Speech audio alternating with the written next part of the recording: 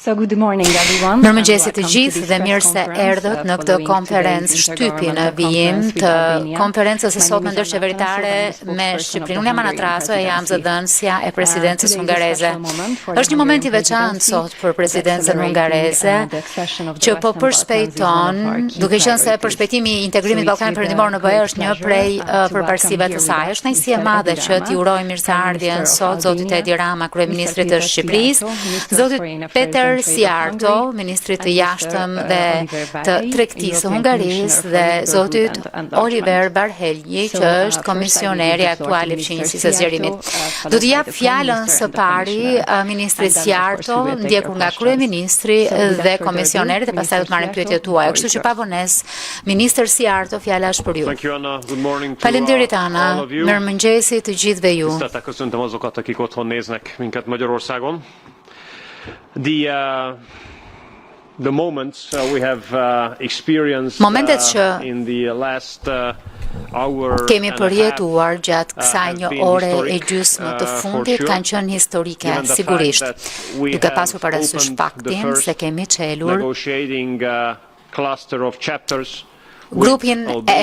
kapitullin e parë grupin e parë të kapitujve me Shqipërinë, që do të thotë, duke folur në mënyrë substanciale. Bisedimet e antarësimit kanë nisur për të siguruar që Shqipëria të bëhet antare e Bashkimit Evropian sa më shpejt të jetë e mundur. Çështja e përshpejtimit të zgjerimit të Bashkimit Evropian drejt rajonit të Ballkanit Perëndimor ka qenë në krye të rendit të ditës së presidencës hungareze. E kuptojmë që Bashkimi Evropian po humbet konkurrueshmëri, po humbet peshën e tij kur vjen fjala për politikën globale dhe ekonominë botërore. Kësaj kuptojmë që Bashkimi Evropian ka nevojë për freski, për energji të re, për një stimul të ri. Duke qenë fqinj të drejtë për drejtë me rajonin e Ballkanit Perëndimor, duke e njohur mirë rajonin, e dim që kjo freski, kjo energji e për të cilën kemi nevojë do të vijë absolutisht nga hapësira e Ballkanit Perëndimor. Përjedhoj është në interesin e mirëfillt europian që zgjerimi i Bashkimit Evropian drejt Ballkanit Perëndimor të përshpejtohet. Nga ana tjetër, na duhet të ndërmarrim hapa urgjente për të ruajtur besueshmërinë e politikës së zgjerimit. E konsiderojmë politikën e zgjerimit si një prej më të rëndësishmeve të Bashkimit Evropian dhe na duhet të kuptojmë që kjo politikë ka humbur besueshmëri gjatë kohëve të fundit, duke pasur parasysh faktin se koha mesatare e pritjes së vendeve kandidate në Ballkanin Perëndimor ka tejkaluar tashmë 15 vjet. Kjo është thjesht e papërshtatshme. Na duhet të përshpejtojmë procedurën e zgjerimit tani. Nga ana tjetër, shumica e shteteve anëtare zakonisht shprehen se zgjerimi duhet të jetë një proces mbështetur në merita. Mbështetur në merita, këtë dëgjojmë si shprehje shumë shpesh, dhe meritat janë. Qartësisht, nëse do të shihnim arritjet e Shqipërisë gjatë viteve të fundit, qofshin në ekonomi, në politikë, në çështje sociale, është e dukshme që meritat janë të pranishme. Ne hungarezët mund të mbështetemi te përvoja jonë dypalçe. Shpresoj të mos jetë ndaluar këtu. Investuesit hungarez luajnë rol të rëndësishëm për modernizimin e ekonomisë shqiptare dhe të gjithë ata priren të raportojnë se rrethanat dhe mjedisi që përjetojnë në Shqipëri janë absolutisht të kënaqshme, absolutisht të bazuara në treg e në konkurrencë. Nga ana tjetër, kur vjen fjala për fusha të tjera, është e qartë se Shqipëria ka ecur shumë mirë kur vjen fjala për kushtet që ka vendosur Bashkimi Evropian që të ketë mundësi të çelë kapitujt e negociatave. Por rjedhoi është një nder e privilegj i madh për ne që nisja e negociatave të vërteta thelbësore me Shqipërinë për antarësim nisën gjatë presidencës hungareze. Madje mund të them që ky po shndrohet në zakon nga ana jonë, sepse 14 vjet e gjysmë më parë ishim po në këtë pozicion dhe ishte hera e fundit kur përgatitjet e një vendi kandidat përfunduan. Në atë kohë ishte Kroacia.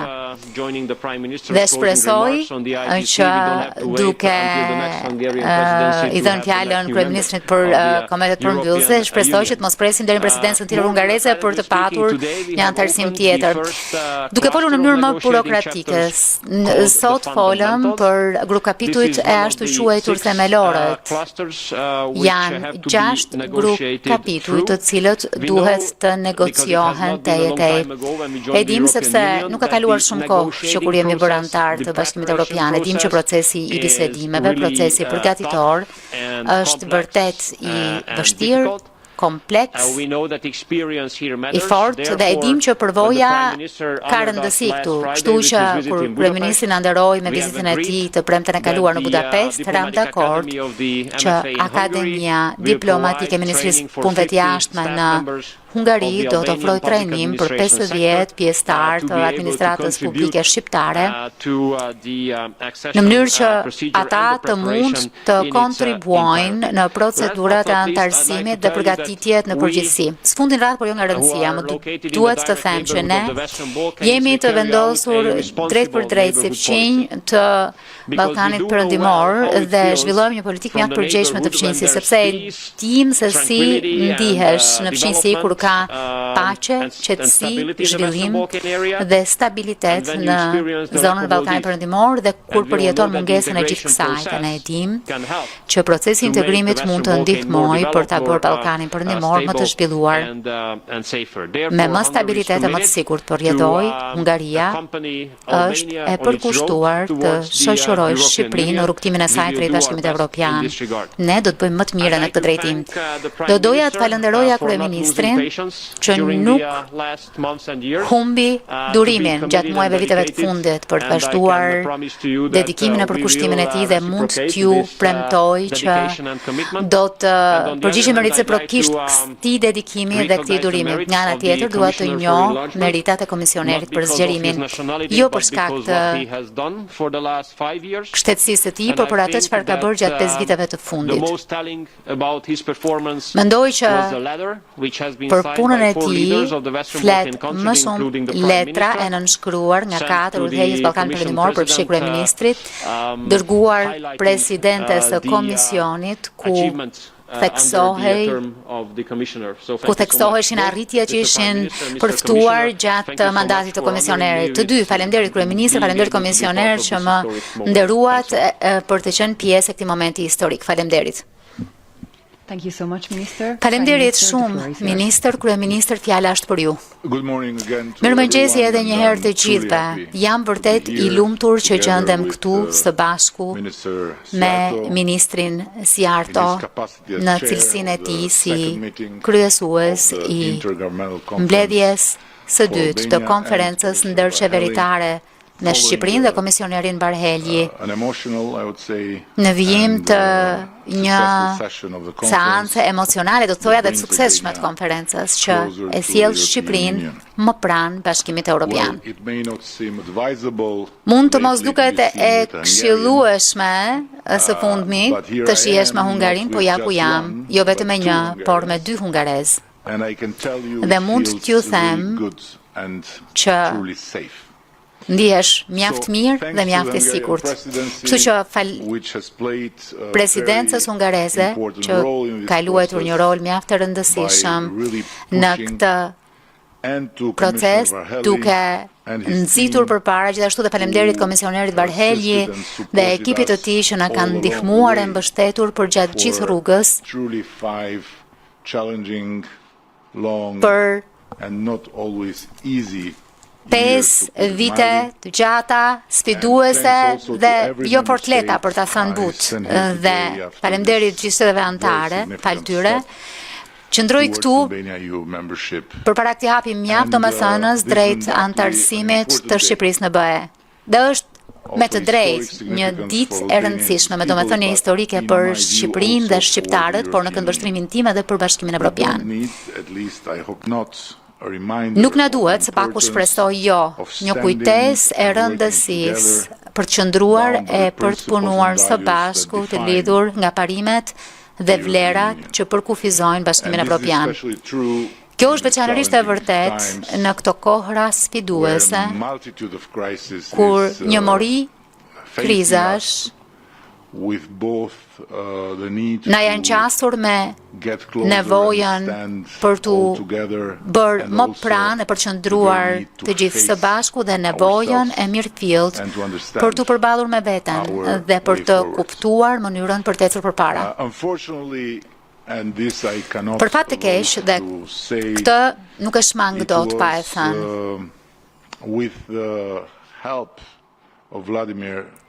Kjo ishte me ndihmën e Vladimir Vladimirovich Putin, që ky proces mori një shpejtësi të re pas agresionit të tij në Ukrainë, që shërbeu si një zile zgjimi që i kujtoi Evropës se iluzioni i vetë mjaftueshmërisë është vetëm kaq, një iluzion. Dhe që qartësoj në mënyrën më të vështirë se keni nevojë për Ballkanin Perëndimor, po aq sa Ballkani Perëndimor ka nevojë për BE-n. Kështu, çelja e grup kapitullit të themelorëve sot me 5 kapitujt kryesor plus 3 kriteret përbën një arritje të madhe dhe besoj për të dyja palët, qoftë Shqipërinë ashtu dhe BE-n, dhe shënjon një gur themel historik në rrugtimin e përbashkët drejt ribashkimit tërësor europian. Dje isha në Berlin për procesin e Berlinit dhe një gazetar më pyeti nëse Shqipëria ka një plan B, në rast se BE-ja edhe një herë vonon apo e ndërlikon procesin, ashtu siç sinqerisht ka bërë në të shkuarën. Dhe po, për fat të keq është e vërtetë që herëherë BE-ja mund të jetë e padrejtë dhe është treguar e padrejtë ndaj vendeve kandidate, u tregua e padrejtë ndaj nesh, ku hodhi poshtë vetë rekomandimet e komisionit të vetë, mbështetur në fakte e në atë çfarë e bën Komisionin Evropian, raport hartuesin më të besueshëm për të nisur bisedimet me Shqipërinë më shumë se sa një herë. Megjithatë, ne shqiptarët nuk mund të kemi një plan B kur vjen fjala për liri individuale, sundimin e ligjit dhe demokracinë funksionale. Historia na ka mësuar në mënyrën më të vështirë se kjo nuk mund të gjehet apo madje dhe të garantohet jashtë sferës së BE-s. Këto janë A-ja, B-ja dhe C-ja e mënyrës jetesës evropiane. Zgjedhja e një alternative ndaj antarësimit të plot në BE do të ishte të hiqet dorë nga mënyra jetesës që më së fundi zgjodhëm pasi duruam epoka errësire në peranduri e regjime që na u imponuan. Për ne nuk është një retorik pro-europiane, është çështje jete a vdekjeje. Për ëndrrën tonë që t'u lëm prezave të ardhshme një vend ku liria individuale është e padiskutueshme, ku sundimi i ligjit respektohet e ku demokracia funksionon për gjithëkënd. Alternativat ndaj kësaj ëndre janë vetëm makthe të llojeve të tjera. Gjendemi këtu sot sepse Shqipëria ka përmbushur në mënyrë absolute të gjitha parakushtet për të nisur këtë fazë të antarësimit dhe mbetet e palëkundër në vendosmërinë e saj për të përmbushur të gjitha detyrimet e ardhshme. Do ta bëjmë këtë së bashku me partnerët tanë përmes negociatave, me angazhime të qarta e përmes punës së madhe. E bëjmë me përpjekje ripërtërire për të forcuar arritjet e bëra në reformën e drejtësisë, duke nxitur një sistem gjyqësor më transparent, më llogaridhënës dhe ju thash edhe sot atë çfarë kam thënë sheve antare që për herë të parë në historinë tonë që shprekur se Shqipëria u bë shtet sovran në 1912 po shohim hetime të profilit të lartë dhe figura politike që akuzohen apo dënohen përpara një gjykate të pavarur, pavarësisht lidhjeve të tyre me partinë në pushtet apo me të tjerë. Do ta bëjmë këtë edhe duke luftuar korrupsionin dhe krimin e organizuar në çdo nivel për të garantuar sigurinë e sigurimin e qytetarëve tanë e për të merituar vendin tonë në tryezën e BE-s. Institucionet tona të reja të drejtësisë, të lindura nga reforma më tërësore themelore në drejtësi që është ndërmarrë nga një vend kandidat përpara se sa të hyjë në BE, po shënojnë përparime domethënëse, krah agjencive, ligjzbatuese, partnerëve evropian. Ky progres vetëm sa do të thellohet më tej. Do ta bëjmë këtë duke mbrojtur e ruajtur të drejtat e njeriut, sigurisht në një shoqëri gjithëpërfshirëse që nderon diversitetin dhe ruan të drejtat e grupeve të pakicave duke siguruar përputhshmërinë me standardet evropiane ndërkombëtare të drejtave të njeriut. Ne kemi zbatuar tashmë një kuadër mjaft progresiv ligjor bazuar në standardet e Këshillit të Evropës, duke shërbyer si një shembull i shëndritshëm për shumë të tjerë, përfshi edhe vende brenda Bashkimit Evropian, kur vjen fjala për angazhimin për një shoqëri gjithëpërfshirëse ku të gjitha pakicat janë të barabarta dhe të mbrojtura njësoj. Dhe vullneti ynë për të jetuar në frymën letër të legjislacion do të përplotësohet së shpejti me aktet nënligjore. Do ta bëjmë këtë duke forcuar funksionalitetin e integritetin e kuadrit tonë demokratik me administratë publike që udhëhiqet nga parimet e efikasitetit, transparencës e meritokracisë. Do të ndërtojmë punën mbi punën e shkëlqyer të një ekipi të madh negociatorësh kombëtar gjatë fazës sfiduese të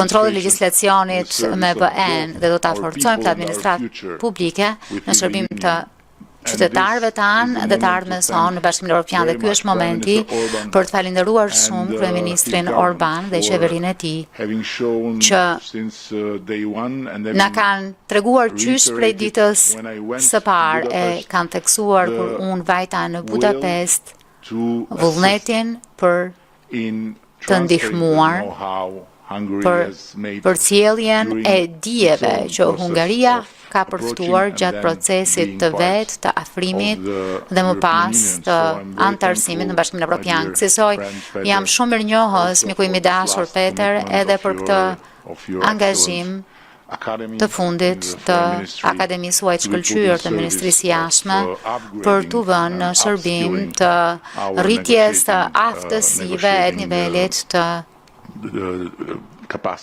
kapaciteteve tona negociuese. Nuk duhet marrë më shumë kohë. Më lini ta përmbyll duke shprehur bindjen se çdo sukses që Shqipëria arrin në procesin e integrimit në BE duhet të shihet po kështu si një hap tjetër përpara për të gjithë rajonin. Edhe një herë, më shumë se kur, BE-ja ka nevojë për Ballkanin Perëndimor, po aq sa Ballkani Perëndimor ka nevojë për BE-n. Duke treguar rrugën drejt BE-s, duke qëndruar fort vlerave parimeve të tij është një shprehje mjaft e gjallë e këtij angazhimi. Dhe vendet tona mund të kenë mjaft dallime dhe të jenë faza të ndryshme të procesit, por një gjë është e njëjtë kudo. Dëshira për të qenë pjesë e këtij bashkimi, që është projekti më i suksesshëm i paqes dhe zhvillimit që ka krijuar njerëzimi. Për Shqipërinë nuk ka tjetër të ardhme, nuk ka vend tjetër e nuk ka rrugë tjetër post së ardhmes son në BE, vendit ton brenda BE-s dhe rrugës së BE-s. Faleminderit. Faleminderit shumë, Kryeministër, Komisioner Varhelje, fjala është për ju. Faleminderit shumë. I dashur Kryeministër, i nderuar Ministrës së Artë, të dashur miq, mendoj që po kremtoni një vendim Mjaft rëndësishëm sot, sepse ndërsa jargoni i procesit duket shumë teknik që hapëm grup kapitullin e parë të negociatave, por kjo nën kupton që tashmë është qelur rruga për bisedimet thelbësore, çka nën kupton që tashmë do të negociojmë kushtet në të cilat Shqipëria do të jetë antare e Bashkimit Evropian. Kjo është ajo çfarë po ndodh sot. Doja po kështu që të falenderoja presidencën hungareze që ka nisur punën duke e vendosur zgjerimin jo vetëm si përparësi politike, por po kështu duke i kushtuar përpjekje të jashtëzakonshme për të nxitur e përshtyr përpara procesin institucional, çka nën kupton që të merren e të gjithë vendimet e nevojshme të zhvillohen të gjitha takimet e duhura për të ecur përpara edhe drejt përmbylljes së bisedimeve të antarësimit. Është e pa diskutueshme tashmë, mendoj, për BE-n dhe për udhëheqësit e saj që zgjerimi është mes tri përparësive kryesore.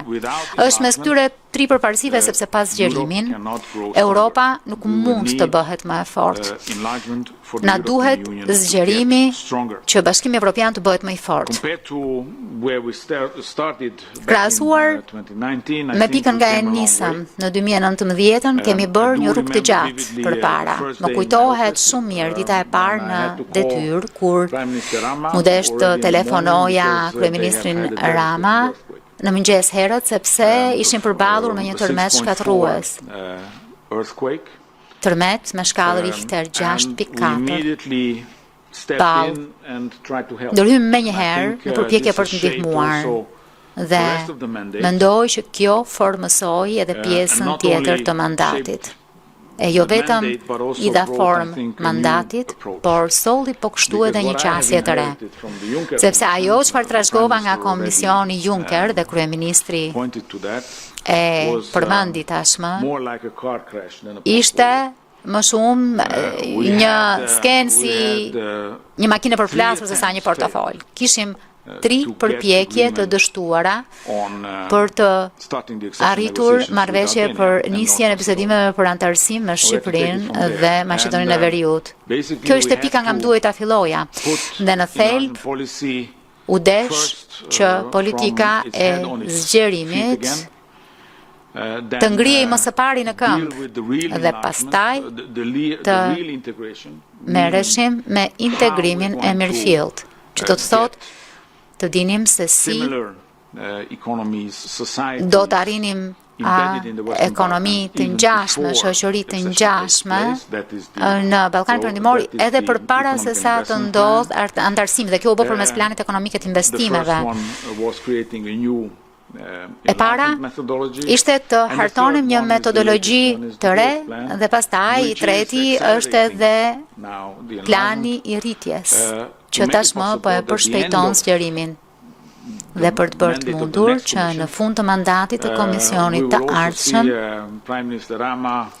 ne të mund të shohim kryeministrin Rama që të emëroj edhe komisionerin e parë apo t'ja propozimin e vet për komisionerin e parë në komision. Kur diskutoja me kryeministrin planet e mia dhe i thosha që mendoj se mund të bëj maksimumin, ai më shihte, nuk e njihnim njëri tjetrin, por më shihte, si ta them, me një nivel modest pikpyetjeje nëse kjo do të ishte e mundur. Dhe është e mundur sepse Shqipëria ndërmori një qasje të re. Kur vjen fjala për t'i bërë gjërat, dhe kjo qasje e re do të thotë të mos druhet të bëj gjithçka është e nevojshme për fshije në terren. Në qoftë se do të marrim disa shembuj, kishim në 2020 shqetësime mjaft të mëdha sa i takon krimit organizuar, sa i takon korrupsionit, sa i takon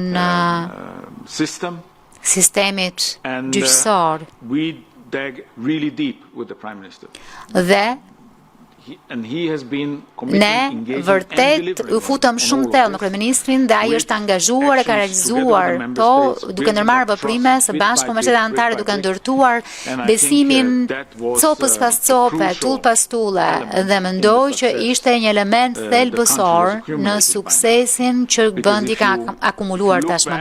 Po të hedhësh syt pas. Të shohësh ku jemi tani, kaluam Covidin, na u desh të dërgonin vaksinat, u mor një vendim i madh që në 2020 për të nisur negociatat, pastaj u përballëm me një tjetër problem që nuk ishte as pak lidhje me Shqipërinë, por në 2022-shin patëm konferencën e parë ndër qeveritare me Shqipërinë, që kanë kuptonte që bisedimet e antarësimit nisën. Krah kësaj nisëm po kështu të ndërtonim Europën në Shqipëri. Kemi trajtuar çështje të cilat mendoj se kanë qenë problem prej një sër dekadash, pasi i Vlorës që e përuruam. Tashmë keni Kolegjin e Europës në Shqipëri, pari në Ballkanin Perëndimor dhe mund të vazhdoj lista shumë e gjatë. Dhe kjo ka ndodhur sepse Shqipëria kur nuk është stepur të bëj çdo gjë të nevojshme në rrugtimin e saj drejt BE-s. Dhe shpresoj që kjo të vazhdojë, sepse nëse kjo vazhdon, kjo nuk kupton që në të gjitha instrumentet që kemi në duar, Shqipëria mund ta përgatitë veten për të bërë anëtare në fund të mandatit ardhshëm. Por kjo nuk kupton që në terren po kështu duhet të zbatojmë planin ekonomik të investimeve. Kështu kemi lajme të mira, jemi në nivelin e 60% të zbatimit. Mendoj që ndoshta është pjesa më e suksesshme e të gjithë pjesës buxhetit të BE-s. 60% vetëm deri tani. Çka nuk kupton se jo vetëm që kemi arritur sukses sa i takon zbatimit, por kjo nuk kupton edhe që efektivisht programi është edhe mbi atë çfarë duhet. Kemi në fakt 7 miliard për nevoja investime që mund të nxisin edhe 20 miliardësh tjetër investime në rajon, investime në ekonomi, jo investime në përgjithësi, investime që do të krijojnë një ekonomi të re dhe një shoqëri të re në Ballkanin Perëndimor. Qoftë tek ndërlidhshmëria, energjia, mjedisi, qoftë trajtimi i mbetjeve apo ujrave të ndotura. Në të gjitha aspektet e jetës së përditshme, Europa, Bashkimi Evropian, po e përshpejton ritmin dhe ndërkohë pret që ju të ndërmerrni reformat e nevojshme që ju të bëheni antar. Kryeministër, keni tashmë gjithçka në dispozicionin tuaj, ndaj shpresoj që kur të vi koha që të kem ikur, ju do të përshpejtoni edhe më shumë punën që unë e di. Ju e keni kaq shumë për zemër. Faleminderit shumë. Faleminderit shumë komisioner, tashmë do të marrim pyetjet tuaja. Ta nisim së pari me kolegët këtu në sallë. Ju lutem.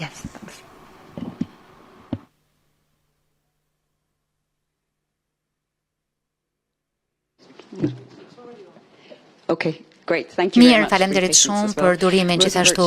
Jam Rosie Burchard nga Deutsche Welle. Kryeministër, pyetja e parë për një tipar më të gjerë të Europës.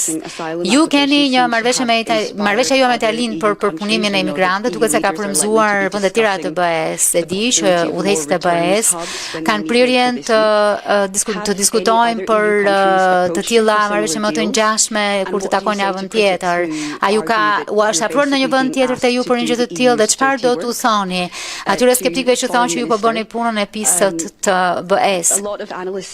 Ministrit jashtëm, shumë analistë thonë që mënyra e vetme që BE-ja të zgjerohet në mënyrë të besueshme është të heqë votën unanime, po kështu të shmang bllokimet e votave në blok. A ka konsideruar ndonjëherë Hungaria që të heqë dorë nga vetoja e saj? Komisioner, jam e interesuar për mendimet tuaja se çfarë duhet të bëjë BE-ja për detyrat e veta të shtëpisë apo reformat e veta në mënyrë që të jetë në gjendje të zgjerohet, të rritet dhe të pranojë antar të rinj në klub. Faleminderit shumë.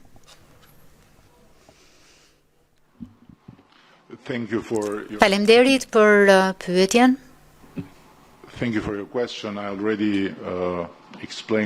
Faleminderit për pyetjen, e kam shpjeguar gjatë për gazetar të panumërt, sipas standardeve të mia, në Berlin dje.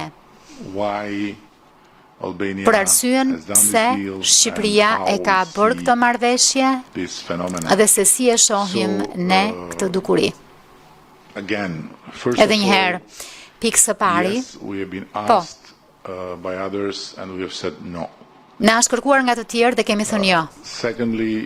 Së dyti, gjithkush duhet të kuptojë se marrëdhënia jonë me Italinë është mjaft e veçantë dhe shkon pas mira vjet, por po kështu shkon pas në kohë me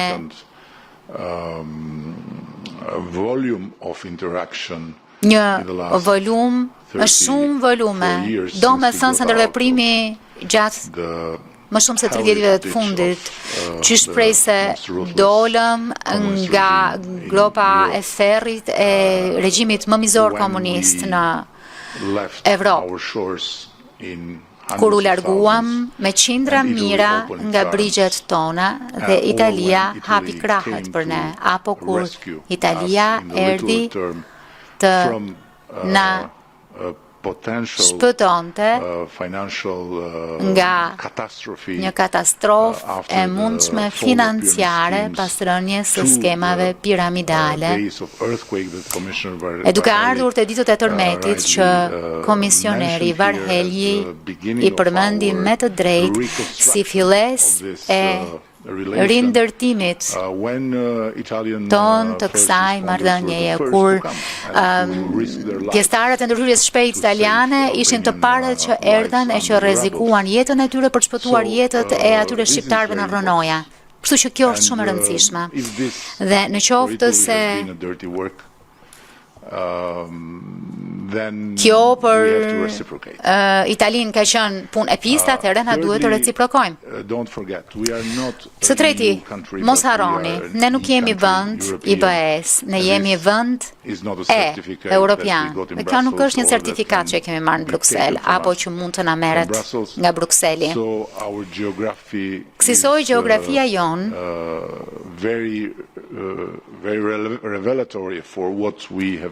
flet shumë për atë çfarë kemi bërë me Italinë, dhe po, në qoftë se ka ndonjë gjë për t'u përpunuar, për t'u zhvilluar mbi këtë model, duhet jetë në shkallët e epërmet apo nivelet e epërmet të Bashkimit Evropian dhe të Ballkanit Perëndimor. Dhe kjo është një arsye tjetër, kjo dukuri, për të kuptuar pse Bashkimi Evropian dhe Ballkani Perëndimor duhet të qëndrojnë pranë e të punojnë afër me njëri tjetrin. Dukuria e migracionit nuk është diçka që mund ta zgjidhësh një copë këtu e një copë atje, por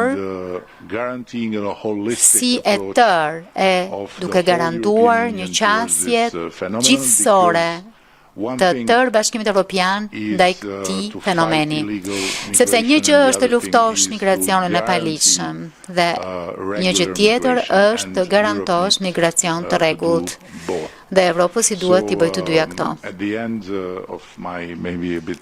Në fund të kësaj përgjigjeje time paksa të gjatë, ndoshta, por për respektin tuaj të pranishëm këtu dhe që po ndiqni këtë moment historik për Shqipërinë, do të thoja që jemi shumë të prirur të bëjmë çdo gjë që është e nevojshme për të qenë një shtet antar krenar i BE-s.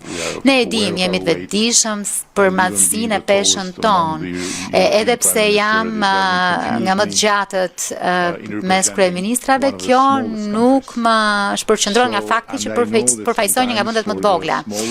E di që ndonjëherë për më të voglin Ka një punë të madhe për të bërë, po nuk është menu. Kur hyn në një familje të madhe, nuk mund të zgjedhësh vetëm ëmbëlsirat dhe ushqimin e shijshëm. Ndonjëherë të duhet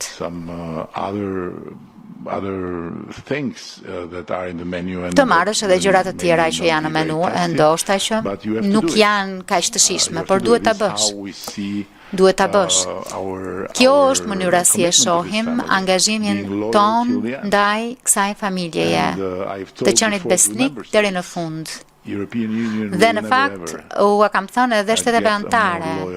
Bashkimi Evropian kur nuk do të ketë një antar më besnik se Shqipëria. E kemi dëshmuar gjatë historisë sonë, ne jemi shumë besnik ndaj perandorive. Faleminderit shumë. Për ta thënë thjesht, mendoj që heqja dorë nga kushti I unanimitetit do të çonte në shkatrimin e Bashkimit Evropian. Do t'ja u them pse, sepse në rast se unanimiteti do të eliminohej, do të ndikonte, do t'ulte rolin e vendeve të mesme dhe të vogla, sepse në rast mos nevoje për unanimitet, do t'ishin të mëdhenj që do të vendosnin për çështje të rëndësishme. Kështu që puna e vendeve të mesme dhe të vogla do t'jetë vetëm të thonë po, oui, yes, e kështu me radhë. Po nuk është kjo mënyra se si duhet trajtuar një vend. Nuk është rastësore se funksionimi I Bashkimit Evropian është mbështetur në traktate, në metodologji, pjesë e cilave kërkojnë unanimitet kur merren vendime për çështje të rëndësishme. Më duhet po kështu të them se ato vende anëtare, të cilat e përmendin unanimitetin si pengesë të zgjerimit, në thelb thjesht po kërkojnë justifikime. Për të thënë pse nuk janë entuziast për zgjerimin, sepse më besoni, në qoftë se do të më duhet të emërtoj hapësirën ku hipokrizia apo fushën ku hipokrizia është në krye në BE, atëherë zgjerimi do të ishte një prej tyre. Sepse tjetër flasin kolegët e mi përpara audiencës tjetër midis tyre. Dhe për fat të keq më duhet të them që disa prej tyre nuk thonë të njëjtën gjë pas dyrave të mbyllura e përpara. Pra ne po përpiqemi që ata që thonë diçka ndryshe mbas dere të thonë në fund të ditës të njëjtën gjë. Si të gjithë. Për mënyrën se si BE-ja duhet të reformohet për të mirëpritur anëtar të rinj. Mendoj që Komisioni ka qenë mjaft I qartë për faktin se konfigurimi aktual institucional I traktateve është përsosmërisht në gjendje të mirëpres anëtar të rinj. Vazhdoj të besoj që është kështu. Ne e shohim zgjerimin dhe reformat e brendshme si diskutime paralele. Dhe më e mira është që t'i ruajmë kështu, paralele. Në të kundërt, do të bëhet I gjithë një proces ku jemi në kërkim të shpirtit, si thonë. Kjo është njëra prej gjërave. Një tjetër gjë është që kemi një mundësi unike përpara nesh. Dhe kjo është arsyeja pse kam këmbgulur kaq shumë për pranimin e anëtarëve të rinj në fund mandatit të ardhshëm. Po ta shihni kalendarin, presupozohet që të krijojmë një MFF të re nga 2027. Këtu e shoh se duhen bërë ndryshimet më të mëdha për të qenë në gjendje që të mirëpresim anëtarë të rinj. Pra, kur të krijohet, kjo MFF e re duhet të ketë hapësirë për këtë dhe ky është një tregues I ri për të parë nëse BE-ja do të mirëpresë anëtar të rinj fund mandatit tjetër. Faleminderit, pyetja tjetër. Denata Shkodrani, Albanian Public Television. Denata Shkodrani, Televizioni Publik Shqiptar. Kjo është një të rëndësishme për Shqipërinë. Urime, Kryeminist Rama. Dua të di çfarë hapash do të ndërmerrni për ta përfunduar këtë proces përpara 2030-s. Faleminderit. Faleminderit. Është synimi ynë ta përmbyllim këtë proces brenda kësaj dekade dhe të jemi gati të trokasim në dyert e Këshillit Evropian si shtet antar. Kjo sigurisht është shumë ambicioze. Do të kërkoj një volum të jashtëzakonshëm pune. Kemi punuar shumë pranë me komisionin dhe kemi hartuar së bashku një udhërrëfyes, edhe një herë mjaft ambicioz. Kemi një plan. Dhe po kështu mbështetemi te miqtë dhe partnerët tanë për të na ndihmuar të arrijmë këtë gjë. Dhe kur them të na ndihmojnë, kjo është dy kahshe, jo vetëm politikisht, ku për fat të mirë kemi mbështetje mjaft të madhe, por edhe teknikisht, ku kemi nevojë për dije. Kemi nevojë për mbështetjen e trurit. Duke bërë të gjitha këto, jam shumë besim plot që për sa na takon, ne do të përmbushim të gjitha standardet apo piketat e ndërmjetme. Një koncept që hyri sot në jetën time dhe do të më persekutoj për pjesën tjetër të kësaj dekade. Derisa do të vim këtu dhe me shpresë do të dëgjojmë që kemi përmbushur këto standarde të ndërmjetme. Dhe pastaj, natyrisht, ka të bëjë me vendimarrjen politike, por deri atëherë, çfarë është e rëndësishme për ne është ta bëjmë Shqipërinë si një vend antar në mënyrën se si funksionon, në mënyrën se si i bën gjërat, në mënyrën e të qenit. Dhe kjo është gjëja më e rëndësishme, sepse nuk duam që Shqipëria të largohet, të marrë çanta dhe të vinë në Bruksel. Duam që Bashkimi Evropian të jetë në Shqipëri.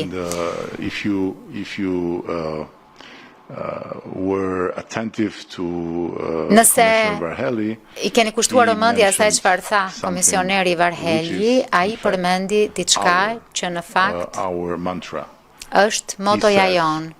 A i tha, në Shqipëri kemi nisur të ndërtojmë Europën. Dhe është pikërisht kjo është ajo që duam të përfundojmë, të ndërtojmë Europën në Shqipëri. Pyetja tjetër, Zoatan, të lutem. Mirëmëngjesi, unë jam Zotan Buki nga televizioni Hungarisë për gëzime, kryeministër Rama për këtë hap të madh. Javën e kaluar në Strasburg, kryeministri Viktor Orban u shpreh se pa Serbinë, integrimi i Ballkanit Perëndimor nuk është i mundur. Ministër Siarto, si e shihni gjatë presidencës hungareze shanset për të arritur gur të mëtejshëm kilometrik nga vendet e tjera të Ballkanit Perëndimor për të çelur disa kapituj të tjerë me ta. Faleminderit shumë. Faleminderit siç e thash që në fillim. Kur vjen fjalë për agjendën e presidencës, çështjen e përshpejtimit të zgjerimit të Ballkanit Perëndimor e kemi vënë në krye të saj. Dhe kemi disa plane mjaft konkrete. Njëri prej tyre u realizua sot. Ishte një plan e objektiv shumë i qartë i yni për të nisur negociatat e mirëfillta me Shqipërinë. Kështu që mund ta shenjojmë këtë kutizë pjesërisht sepse besoj që në qoftë se gjithë secili bën punën e vet në mënyrë të drejtë dhe në mënyrën e duhur, atëherë, përpara fundit të vitit, një tjetër grup kapitujsh duhet të mund të hapet me Shqipërinë, që është gjashta dhe që ka të bëjë me marrëdhëniet me jashtë dhe që është e qartë që praktikisht, pragmatikisht, po ta shohësh të çështja, Shqipëria është gati. Ndaj shpresoj që të gjitha detyrat burokratike të shtëpisë do të bëhen këtu në Bruksel dhe pastaj do të mund të ulemi për një tjetër konferencë ndërqeveritare përpara mbylljes së mandatit të kësaj presidence. Kemi një objektiv mjaft të qartë edhe kur vjen fjala për Serbinë. Është e qartë se Serbia është e aftë dhe e gatshme të çelë grup kapitujt e tjerë që ka të bëjë me rritjen gjithëpërfshirëse dhe zhvillimin. Po të stoni në Beograd, po të thosh Beograd 2 herë brenda një muaji, mund të shohësh se çfarë nënkupton zhvillimi dhe rritja. Pra, ata burokrat këtu, të cilët janë të shqetësuar nëse Serbia është gati për çelur kapitujt, do t'i këshilloja të ustojnë 2 herë brenda 2 javësh në Beograd dhe të shohin sa gati janë. Kështu që me këtë objektiv të qartë shpresoj që ato vende anëtare që janë më kritike ndaj Serbisë të mos ngren pengesa, që të çelëm një tjetër konferencë qeveritare me Serbinë dhe do të ishte më e preferueshme që të çelej grupi i kapitujve për rritjen gjithëpërfshirëse dhe zhvillimin. Nëse kjo nuk do të ishte e mundur, së paku të kemi një konferencë ndërqeveritare politike për të dëshmuar angazhimin nga të dyja palët për procesin e integrimit të Serbisë. Kur vjen fjala për Malin e Zi, është vendi që ka numrin më të madh të kapitujve të çelur, janë gati për të mbyllur 4 apo 5 prej tyre. Kemi një objektiv të qartë këtu që gjatë mandatit tonë të zhvillojmë një konferencë tjetër ndërqeveritare me Malin e Zi në mënyrë që ata të mbyllin ata kapituj ku kanë plotësuar të gjitha piketat apo standardet përfundimtare. Jemi sigurisht të gatshëm të mbështesim kandidatët e tjerë, Bosnjë-Hercegovinën, Maqedoninë e Veriut, po kështu. Mendoj që situata ideale do të ishte zhvillimi i konferencave ndërqeveritare me të dy ato. Por nuk varet vetëm prej nesh, nuk varet vetëm nga presidenca, nuk varet vetëm nga komisioneri, varet nga konsensusi i të 24-ve. Dhe këtu vjen ai problemi që përmendaj, që edhe pse mund të dëgjoni deklarata pro zgjerimit nga shumica e shteteve anëtare publikisht, më besoni që kur ulemi bashk, disa prej tyre ngrën kritika, ngrën pengesa e kështu me radhë në vend që të mbështesin procesin. Këto janë planet tona të qarta për 2 muajt e gjysmët të mbetur të presidencës sonë. Faleminderit, pyetja tjetër. Faleminderit për fjalën. Unë vi nga Agjencia e Lajmeve, të doja t'ju falenderoja për përgjigjet, por dua t'ju pyes, ç'lloj vështirësish prisni zoti Sjarto gjatë procesit dhe si duhet të ndryshojë politika e zgjerimit të BE-s? Zoti Varhelyi, komisioner Varhelyi, ju përmendet që në prill Bashkimi Evropian krijoi një instrument 6 miliard euro për të përshpejtuar integrimin Ballkanit Perëndimor. Si ka ecur ky instrument? A ka rezultate të dukshme? Dhe për kryeministrin, si e kanë marrë këtë nismë vendet pjesëmarrëse? Faleminderit.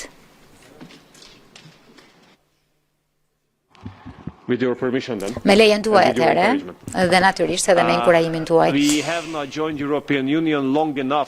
Nuk kemi qenë, në fakt ne jemi bërë antar të BE-s jo shumë kohë më parë, kësaj nuk i harrojmë kompleksitetin dhe nivelin e sfidave, të themi.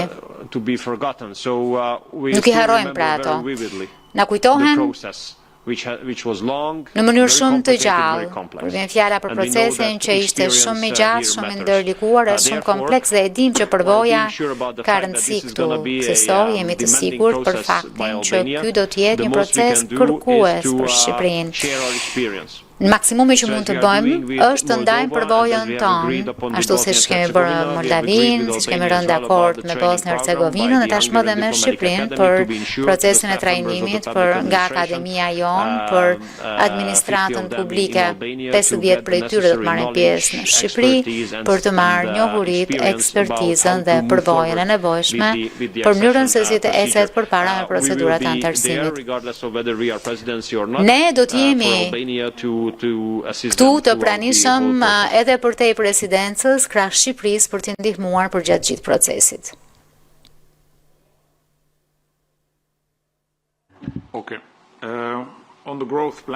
Sa i takon planit të rritjes. Plani i rritjes u miratua këtë vit. dhe funksionon në dy mënyra. Së pari, ofron investime shtesë në të gjitha fushat ku na duhen investime të konsiderueshme për të zbatuar të gjitha reformat e nevojshme për të bërë antar Bashkimit Evropian. Janë 6 miliardë euro fonde që janë caktuar për këtë plan. Por që të funksionojë, na duhet që nga vendet kandidate të marrim, që do të thotë na duhet të kemi një agjendë reformash për secilin prej tyre, e cila ofron një skicë të asaj çfarë ata do të bëjnë deri në fund të kësaj periudhe financiare, në thelb deri në fund të 2027-s. Ky është një program I cili do të realizoj të njëjtin efekt, rezultat se një program me një cikël normal, por gjysma e një kuadri shumë vjetor financiar, flasim për 3 vjet e gjysmë. Periodoja agenda reformave do të jetë kyçe. Kjo është ajo për cilën kemi rënë dakord deri më tani me partnerët tanë. Mungon vetëm Bosnia-Hercegovina. Këto agenda reformash janë miratuar nga Këshilli japën e kaluar, kështu që në thelb parashikojmë që pagesat e para të lëvrohen brenda këtij muaji. Ky është plani. Kjo nën kupton edhe që koha në fakt po ecën që vendet të vazhdojmë reformat në mënyrë që ne të levrojmë edhe pagesat e mëtejshme.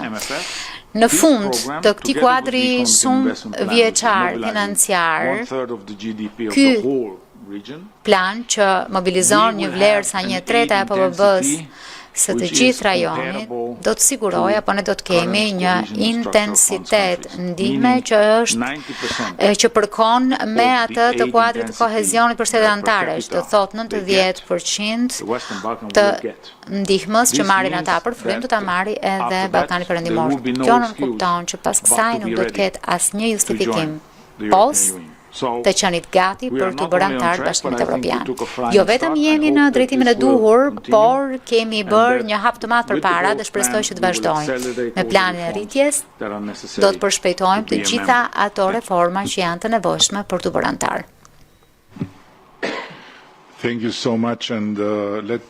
Faleminderit shumë. Më lini t'ju them se kur hyra në këtë korridore një dekadë më parë, ju betohem, flokët e mi kishin shumë më tepër ngjyra.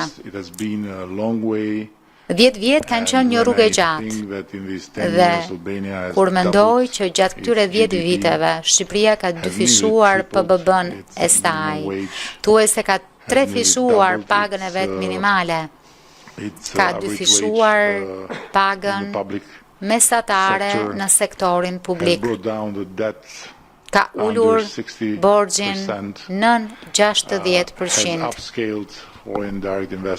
ka rritur investimet e huaja direkte, është qëndruar në destinacionin më në mod e më intensiv të turizmit në Evropë, që ka patur rritjen më të madhe të udhëtimit në aeroporte, duke kaluar nga një shifër e ulur prej 1 milion turistësh në vit, më shumë përqendruar te shqiptarët nga vendet përreth, në më shumë se sa 10 milion tani më.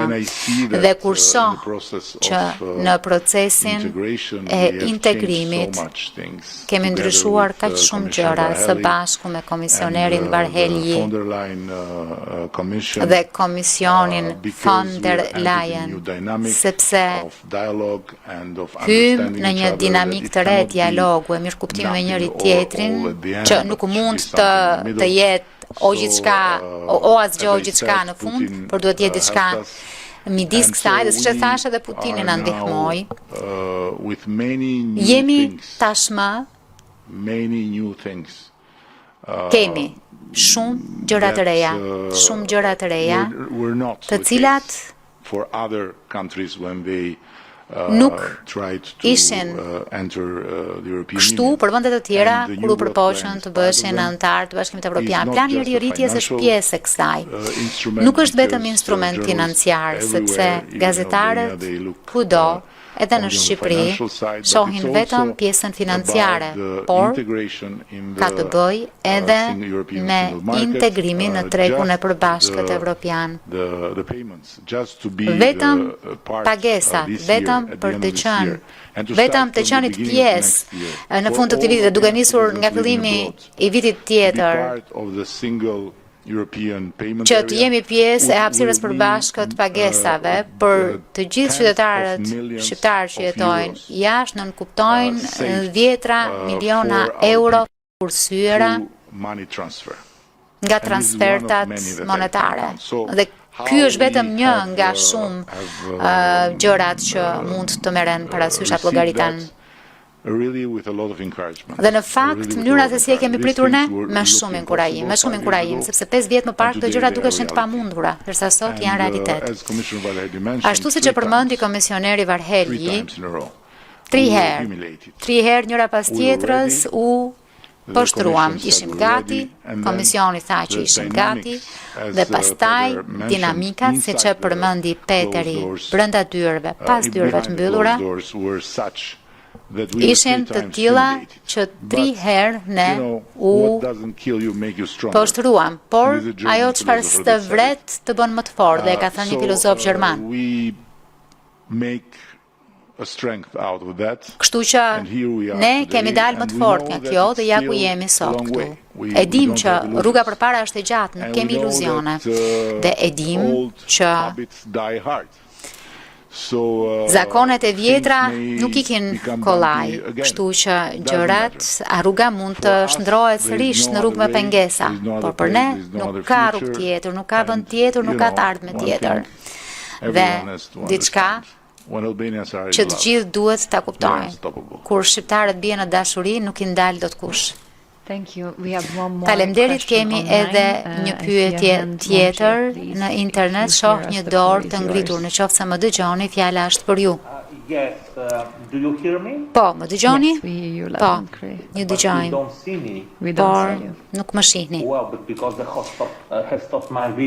Po, sepse mbylla pak videon. Po e nis. Së pari mirëmëngjesi dhe urime. Kam 3 pyetje. Çdo pyetje për secilin prej folësve. Pyetja e parë për komisionerin Varhelyi. Komisioner, sot BE-ja në fakt ndau shkëputi Shqipërinë nga Maqedonia e Veriut. A ka ndonjë shans që këto vende të ribëhen bashkë dhe çfarë duhet ndodhë për këtë? Dhe e dyta, për ministrin Siarto. Ministër, çfarë synon të bëjë Hungaria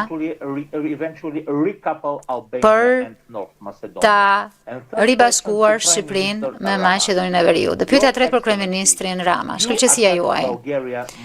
Ju e keni sulmuar Bullgarinë më shumë se një herë për politikën e saj kundrejt Republikës Maqedonisë Veriut. Pasi 2 vendet u shkëputën nga njëri tjetri, tashmë, a mendoni sërish që kishit të drejtë për ato sulme? Faleminderit shumë. Duket se kjo është e vetmja pyetje për të cilën jeni interesuar, edhe pse nuk ka të bëjë me konferencën ndërqeveritare të Shqipërisë sot. Megjithatë jam i lumtur t'ju përgjigjem.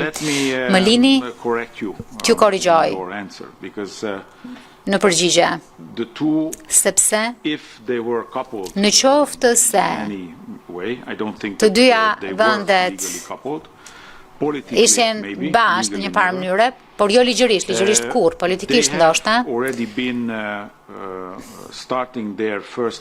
duke nisur të dyja vendet e kanë nisur konferencën e parë ndërqeveritare në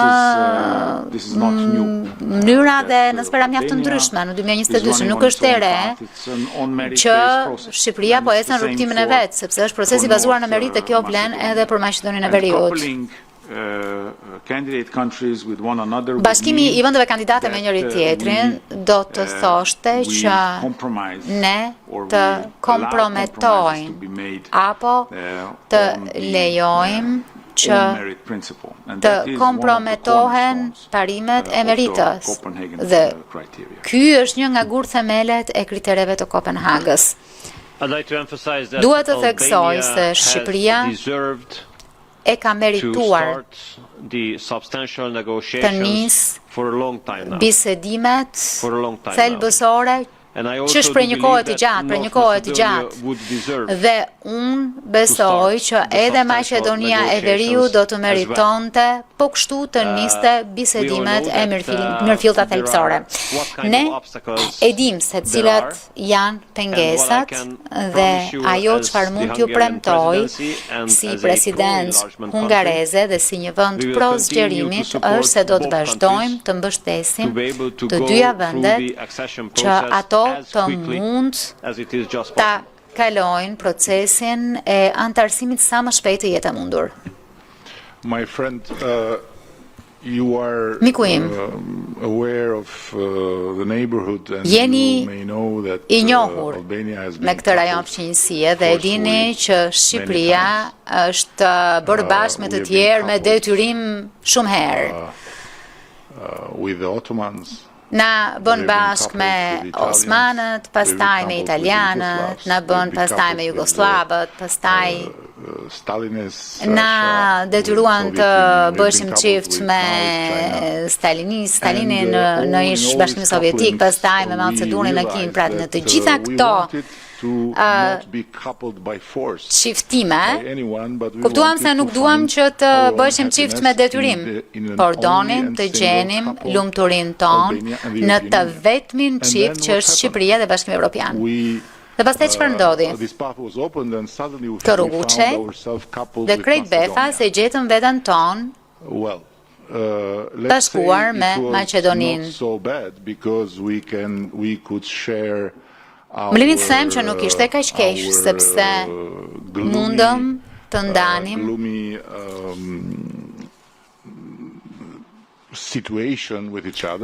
situatat tona të zymta me njëri tjetrin, dukeshim pak si Vladimiri dhe Estragoni në pritje të Godos.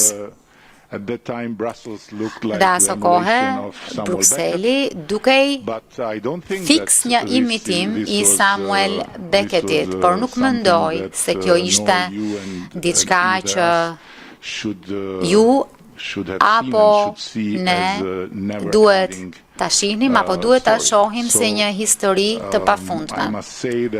Më duhet të them që ndjehemi vërtet të trishtë e them me sinqeritet këtë gjë që vëllezërit tanë të Maqedonisë Veriut ende nuk kanë qenë në gjendje të hyjnë në këtë fazë të procesit, ndërkohë që kanë qenë mes të parëve në mos të parët fare që kanë nisur procesin. Ndaj kur flas për poshtërimet tona, 3 herë njëra pas tjetrës na u refuzua nisja e bisedimeve të antarësimit. Ndihem një farsoj pak në siklet, sepse më duhet mendoj për poshtërimin e Maqedonisë Veriut. Ajo ndryshoj madje dhe emrin që të mund të taniste këtë gjë. Kështu që po, I qëndroj gjithçkaje që kam thënë për miqtë tanë bullgar, sepse historia nuk mund të jetë arsye për të ndalur bisedimet e antarësimit për asnjë vend. Pikpamje të ndryshme se kush ishte nëna e heroit kombëtar dhe me kë bëri dashuri ajo, apo cili ishte identiteti biometrik në atë kohë dhe me kë kishin lidhje kur vendosën të bënin dashuri, janë tema shumë interesante për historianët, por nuk mendoj se janë pjesë e gjithçkaje që na lidh për të bërë pjesë e Bashkimit Evropian. Kjo vazhdon të jetë e vlefshme, nuk është sulm kundër miqve tanë bullgar. Thjesht po themi diçka të dukshme. për ne e për mua, arritja e Bashkimit Evropian është të mësosh ta shohësh rrugën të shkuar me sytë të ardhmes, jo të ardhmen me sytë të shkuar, sepse kjo do të sillte ndërlikime. Së fundin radhë dhe jo garancia dhe përsëris dhe me qëra fjala, dje në takimin e procesit të Berlinit të gjithë pa përjashtim deklaruan se bilaterizim, pra vendosja në nivele dypalçe e procesit të antarësimit në drejt Bashkimit Evropian është diçka e stëmur, sepse në qoftë se vendos të proces mbi baza dypalçe, vetëm sa i bën dëm një vendi, vetëm sa i bën dëm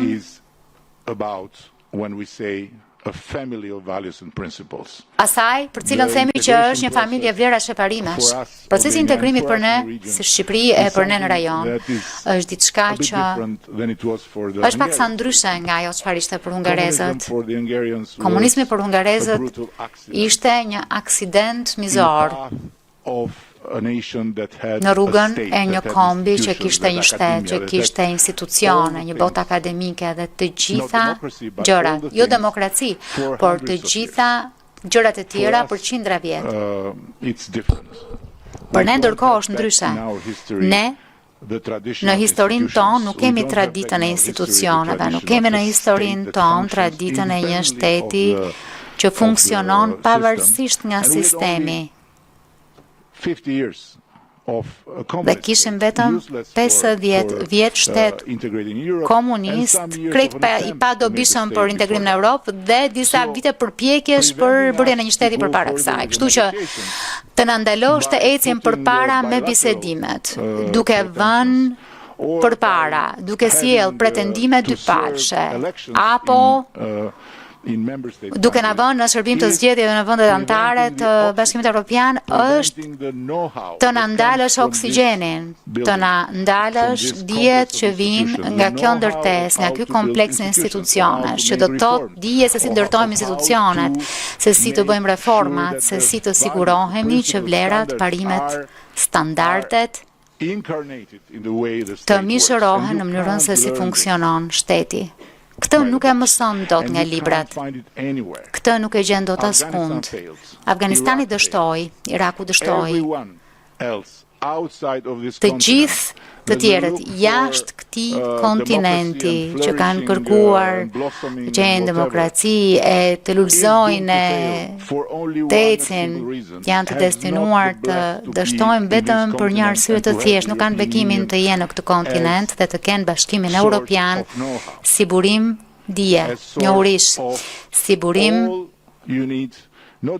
i gjithë shkaje që të duhet, jo vetëm për të pasur njohuri teorike, por edhe për të ditur praktikisht, për të bërë vendin gati për çështjet anëtare, që do të thotë garanci e lirive individuale, e sundimit të ligjit dhe demokracisë funksionale. Të parandelosh Maqedoninë, dhe pastaj Maqedoninë e Veriut, shpresoj të mos bëhet Maqedonia e Jugut, që ta bënte këtë, ishte t'i bëje një dëm shumë të madh një kombi, t'i bëje një dëm shumë të madh një populli, t'i bëje një dëm shumë të madh rajonit tonë. Vazhdoj të qëndroj kësaj dhe mund t'i them gjithkujt që kjo nuk është një konfrontim. Është fakt. Unë e dua Aleksandrin e Madh, gjithë e duam Aleksandrin e Madh, por nuk dua t'ja di. Nuk dua të di se ku ka lindur dhe nuk po pretendoj që të marr pjesën time si shqiptar nga gjenet e tij, sepse kemi dhe shumë shqiptarë që mund të pretendojnë që Napoleoni është shqiptar. Mos doni gjë që të ngrëm një problem dypalësh me Francën për këtë, sepse do të kemi pastaj një mosmarrëveshje dypalëshe për Korsikën, dhe kjo nuk do të përfundoj kurrë. Einstein ishte shqiptar, e dini? Çfarë të bëjmë? Ju lutem, duhet të tregojmë serioz. Dhe gjithmonë vjen momenti dhe do ta mbyll këtu, momenti për të bllokuar.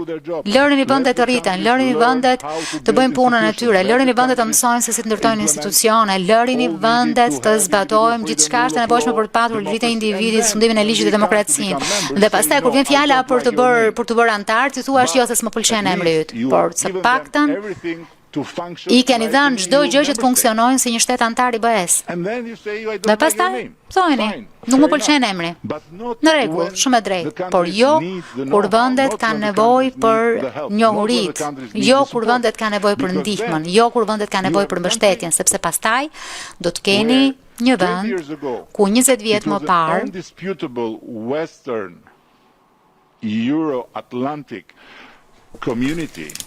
kishte një komunitet të padiskutueshëm perëndim pro euroatlantik dhe sot shihni kush është në krye të Maqedonisë Veriut, se nuk dua të kem një telefonat nga kolegu grek që të më thotë se Maqedoni, jo, është e Veriut. Faleminderit.